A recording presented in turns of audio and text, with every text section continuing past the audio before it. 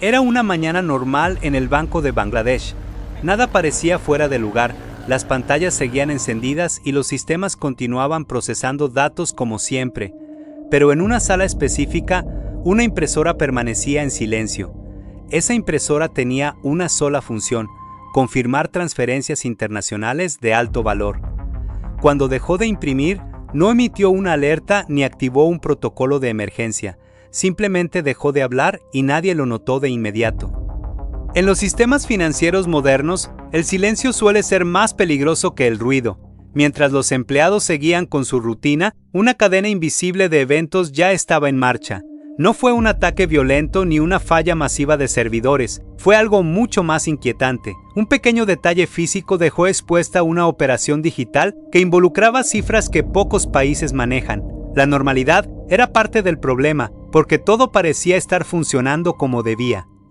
Detrás de esa calma, órdenes legítimas comenzaban a viajar entre continentes. No había alarmas, ni accesos forzados, ni códigos rotos a la vista. El sistema confiaba en sí mismo. Los procesos automáticos seguían su curso, mientras el factor humano asumía que alguien más estaba observando. Esa confianza ciega permitió que una amenaza global avanzara sin resistencia, escondida dentro de la rutina. La pregunta no es por qué falló una impresora. La verdadera pregunta es cómo un sistema diseñado para no fallar nunca pudo ser engañado sin que nadie escuchara el primer aviso. Para entender por qué ese silencio fue tan peligroso, hay que mirar el sistema completo. El sistema financiero global funciona sobre una base invisible de confianza entre bancos centrales, instituciones privadas y organismos reguladores. Cada día, billones de dólares cruzan fronteras sin que exista dinero físico en movimiento. Todo depende de mensajes, autorizaciones y validaciones que rara vez se cuestionan. Cuando esa confianza se rompe, el impacto no se limita a un solo país. Bangladesh ocupa un lugar clave en esta historia. Desde Dhaka, su banco central gestiona reservas internacionales necesarias para comercio, energía y estabilidad económica. A miles de kilómetros, en Nueva York, la Reserva Federal actúa como intermediaria de muchas de esas operaciones. Entre ambos puntos existe una infraestructura crítica que conecta a más de 11,000 instituciones financieras en todo el mundo. Esa infraestructura se llama SWIFT. SWIFT no es un banco ni guarda dinero. Es un sistema de mensajería que permite a las entidades confiar unas en otras. Cuando un mensaje llega, se asume que fue enviado por la persona correcta, en el momento correcto y con la autorización adecuada. Esa suposición es la base de todo el sistema. Por eso, cuando funciona, nadie lo nota. Este caso no es solo un robo bancario, es la demostración de cómo una vulnerabilidad estructural puede permanecer oculta durante años. Entender cómo funciona SWIFT es entender por qué un solo error humano pudo poner en riesgo el equilibrio financiero global. Durante décadas, el sistema financiero global se apoyó en una idea simple pero poderosa: la confianza entre instituciones. En el centro de esa confianza se encuentra SWIFT, una red de mensajería creada para que los bancos puedan comunicarse de forma segura. No mueve dinero, no custodia fondos y no decide transferencias. Su función es transmitir mensajes estandarizados que otros sistemas ejecutan. Precisamente por eso, su fiabilidad se volvió incuestionable con el tiempo. Cada mensaje SWIFT contiene instrucciones precisas: quién envía, quién recibe, cuánto y bajo qué condiciones. Cuando un banco recibe uno de estos mensajes, no lo interpreta como una sugerencia, lo interpreta como una orden legítima respaldada por controles internos, auditorías y protocolos previos. Esa confianza reduce fricción, acelera operaciones y mantiene en marcha la economía global. Pero también crea un punto ciego: se confía más en el sistema que en la posibilidad de que alguien lo esté observando desde dentro. La seguridad de SWIFT no depende solo de cifrado o firewalls, depende de personas, rutinas y hábitos. Operadores que validan mensajes, equipos que revisan alertas y procesos que asumen que el entorno es estable. Con el tiempo, esas rutinas se vuelven predecibles, y lo predecible, en ciberseguridad, siempre es una debilidad. No porque sea defectuoso, sino porque puede ser estudiado. En este caso, el ataque no comenzó el día del robo, comenzó mucho antes, cuando actores externos lograron acceso a los sistemas internos del banco. No rompieron puertas digitales de forma violenta, se integraron lentamente, observando flujos de trabajo y aprendiendo cómo se movía la información. Cada validación, cada horario y cada excepción fue registrada mentalmente. El objetivo no era causar daño inmediato, sino comprender el comportamiento normal. Mientras el banco operaba con normalidad, esa presencia invisible se fortalecía. Los atacantes aprendieron qué mensajes generaban alertas y cuáles pasaban desapercibidos. Identificaron qué procesos dependían de supervisión humana y cuáles eran completamente automáticos. También entendieron algo clave: la confianza no se verifica constantemente, se asume, y cuando se asume, se deja de cuestionar. Swift, como sistema, funcionaba exactamente como fue diseñado. Los mensajes estaban bien formateados, las credenciales eran válidas y las órdenes parecían legítimas. Desde el punto de vista técnico, no había anomalías evidentes. El sistema no estaba roto, estaba siendo utilizado de una forma que nadie había previsto. Esa es la diferencia entre un fallo técnico y una vulnerabilidad estructural. La arquitectura del sistema financiero global prioriza la continuidad. Detener una operación legítima puede tener consecuencias económicas graves. Por eso, muchos controles están pensados para evitar falsos positivos. Esa prioridad juega en contra cuando un atacante logra mimetizarse con el comportamiento esperado. En ese punto, la seguridad deja de ser una barrera y se convierte en un canal. Nada de esto ocurre de la noche a la mañana. Requiere paciencia, conocimiento y una comprensión profunda del ecosistema financiero. El ataque al Banco de Bangladesh no fue improvisado, fue el resultado de meses de observación silenciosa dentro de un sistema que nunca debió fallar. Y cuando llegó el momento de actuar, todo estaba preparado para que el sistema confiara en sí mismo. Este capítulo no trata de una red comprometida, sino de una confianza explotada. Porque cuando la seguridad depende de que todo funcione como siempre, basta con que alguien entienda ese siempre para encontrar el momento exacto de intervenir. El momento elegido no fue casual. Los atacantes entendían que el sistema financiero no duerme, pero las personas sí. Eligieron una noche de jueves, justo antes del fin de semana en Bangladesh. Mientras en Dhaka comenzaba un feriado y los equipos humanos se retiraban, en Nueva York la Reserva Federal seguía operando con normalidad. Esa superposición de horarios creó una ventana perfecta. El sistema estaba activo, pero la supervisión directa no. Las órdenes comenzaron a salir cuando todo parecía alineado. Mensajes Swift perfectamente formateados, enviados desde credenciales válidas y dentro de parámetros normales. No había montos únicos, sino múltiples transferencias distribuidas. Cada una parecía razonable dentro del contexto de reservas internacionales. En conjunto, sumaban cifras extraordinarias, pero el sistema no evalúa intenciones, evalúa reglas, y todas se estaban cumpliendo. Los mensajes viajaron desde Bangladesh hacia Nueva York y luego a bancos corresponsales en otros países. No hubo retrasos ni rechazos iniciales. Cada entidad involucrada asumió que la validación ya había ocurrido en la etapa anterior. Esa es la lógica del sistema. La confianza se transfiere junto con el mensaje. Cuando un eslabón confía, el siguiente no cuestiona. Así funciona la eficiencia financiera global.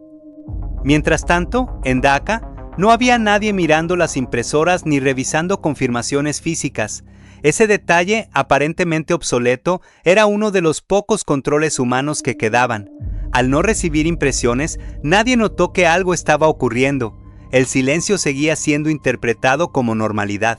En ciberseguridad, esa es una de las situaciones más peligrosas. Las órdenes principales ya habían sido enviadas. El dinero comenzó a moverse según lo esperado por el sistema. Fue en ese punto exacto cuando la operación alcanzó su máxima tensión, no por un error técnico, sino porque todo estaba funcionando demasiado bien. Si te interesa entender cómo decisiones invisibles pueden afectar sistemas globales y quién opera en esas zonas grises de la red, suscríbete a Sombras Binarias. El próximo archivo ya está siendo decodificado. A medida que las transferencias avanzaban, algunos bancos intermediarios empezaron a notar patrones inusuales. No eran errores claros, sino pequeñas inconsistencias, montos elevados enviados a destinos poco comunes, órdenes acumuladas en un periodo corto de tiempo, nada suficiente para detener el proceso de inmediato, pero sí para generar dudas. En sistemas críticos, dudar también lleva tiempo. Fue entonces cuando algunas transferencias fueron bloqueadas, no por una alarma automática, sino por revisión manual tardía. Para ese momento, parte del dinero ya había pasado. Otra parte quedó congelada en tránsito. La operación no fue completamente exitosa, pero tampoco fue un fracaso. Fue un punto intermedio peligroso, suficiente para demostrar que el sistema podía ser manipulado sin ser detectado a tiempo. El uso de los usos horarios fue clave. Los atacantes no dependían de una sola institución, dependían de la falta de coordinación humana entre varias. Cada país tenía su propio calendario, sus propios turnos y sus propios protocolos. El sistema global asumía continuidad, pero la supervisión estaba fragmentada. Esa fragmentación fue explotada con precisión. Nada de lo que ocurrió violaba directamente las reglas técnicas del sistema. Las órdenes eran legítimas según los parámetros establecidos. Las credenciales eran válidas. Los mensajes estaban correctamente cifrados. El problema no fue la tecnología, fue la ausencia temporal de juicio humano en el momento crítico. Este fin de semana perfecto demostró algo inquietante. Cuando los sistemas están diseñados para confiar y las personas no están presentes para cuestionar, la eficiencia se convierte en vulnerabilidad. Y una vez que el proceso comienza, detenerlo es mucho más difícil que iniciarlo. El punto de quiebre no llegó por una alarma avanzada ni por un sistema de detección inteligente. Llegó por una palabra mal escrita. En una de las órdenes enviadas, el nombre de una fundación aparecía con una letra incorrecta. Ese detalle, casi invisible dentro de miles de caracteres técnicos, rompió la cadena automática de confianza. Un banco intermediario detuvo la transferencia porque el destinatario no coincidía exactamente con los registros esperados. La máquina hizo lo que los humanos no habían hecho antes: cuestionar. Ese error ortográfico cambió el curso del ataque, no porque revelara la intrusión completa, sino porque introdujo fricción en un sistema diseñado para no detenerse. Mientras algunas órdenes seguían avanzando, otras quedaron en pausa. Esa pausa fue suficiente para que operadores humanos revisaran manualmente lo que estaba ocurriendo. Por primera vez desde el inicio, alguien miró más allá del formato correcto del mensaje. La normalidad comenzó a desmoronarse. El contraste fue evidente. Durante horas, la automatización había funcionado a la perfección. Mensajes cifrados, credenciales válidas y procesos alineados. Todo fluía sin intervención humana. Bastó un error mínimo, casi banal, para que la lógica automática se rompiera. No fue una defensa sofisticada, fue una coincidencia lingüística que activó una revisión básica. En sistemas complejos, a veces el punto más débil es también el más simple. Para cuando se confirmó que algo estaba mal, ya era tarde para revertirlo todo. Una parte del dinero había sido bloqueada y eventualmente recuperada. Otra parte ya había salido del alcance inmediato del sistema financiero tradicional. Esos fondos siguieron rutas más opacas, aprovechando jurisdicciones con menor supervisión y mecanismos de lavado conocidos. El sistema podía detener nuevas órdenes, pero no podía retroceder el tiempo. Las investigaciones posteriores revelaron una realidad incómoda. La seguridad técnica había funcionado según lo esperado. No hubo fallos masivos de cifrado ni accesos no autorizados evidentes en ese momento. Lo que falló fue la suposición de que la automatización podía reemplazar completamente la vigilancia humana. Los controles existían, pero estaban distribuidos, fragmentados y dependían de señales que nunca llegaron. El dinero que desapareció se convirtió en un problema secundario frente a una pregunta mayor. Si un simple error tipográfico pudo detener parte del ataque, ¿qué habría pasado si todo hubiera sido escrito correctamente? La respuesta es inquietante. El sistema no tenía una forma clara de distinguir entre una orden legítima y una orden maliciosa bien construida. La diferencia no estaba en el código, sino en la intención, y la intención no viaja en los mensajes. Este caso expuso una verdad fundamental de la ciberseguridad moderna. Los sistemas no fallan solo por errores técnicos. Fallan cuando las personas confían demasiado en que la tecnología siempre se comportará como se espera. La automatización aumenta la eficiencia, pero también reduce la fricción que permite detectar anomalías. Cuando todo funciona sin interrupciones, las preguntas dejan de hacerse. El error humano que detuvo parte del robo no fue el del atacante, fue el del sistema que asumió que no necesitaba preguntar. Esa ironía define este episodio. La misma confianza que permitió que el ataque avanzara fue la que impidió que se detectara a tiempo, y el pequeño fallo que lo interrumpió no fue un mecanismo de defensa diseñado, sino una casualidad. En Sombras Binarias, este capítulo representa algo más que un detalle anecdótico, representa el núcleo del problema. Los sistemas más avanzados siguen dependiendo de personas, decisiones y errores. Mientras esa dependencia exista, ninguna infraestructura es completamente segura. Porque al final, no son las máquinas las que fallan primero, son las suposiciones humanas que las rodean. Años después del ataque, las consecuencias siguen abiertas. No hubo arrestos públicos ni responsables claramente identificados. Una parte del dinero fue recuperada, pero otra desapareció en rutas financieras difíciles de rastrear. Los sistemas que permitieron el ataque continúan operando, reforzados pero no reemplazados. La infraestructura global siguió adelante porque no podía detenerse. Este caso dejó una lección incómoda para el mundo tecnológico. La seguridad no falla solo por líneas de código mal escritas o sistemas obsoletos. Falla cuando la confianza se automatiza y el juicio humano se ausenta en el momento crítico. El ataque al Banco de Bangladesh no destruyó el sistema financiero, pero mostró hasta dónde podía ser empujado sin romperse. Esa diferencia es clave. Para la industria, fue una advertencia silenciosa. Para los bancos centrales, un recordatorio de que la eficiencia extrema tiene un costo. Para los equipos de seguridad, una prueba de que los atacantes no siempre buscan fuerza, sino paciencia. Entender los procesos fue más efectivo que intentar vulnerarlos directamente. Este archivo no está cerrado. El dinero que no regresó sigue siendo un recordatorio de que las amenazas no siempre dejan huellas claras. En Sombras Binarias, estos casos no se cuentan como historias del pasado, se analizan como señales de lo que aún puede ocurrir. Porque mientras los sistemas sigan confiando, siempre habrá alguien observando desde las sombras.